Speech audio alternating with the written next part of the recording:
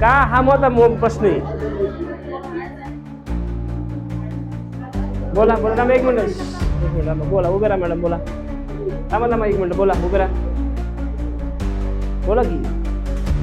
लाज आहे त्याच्यामध्ये बोला खाली जाऊन बोला बोला हा बोला तुम्ही बोला का द्यायचा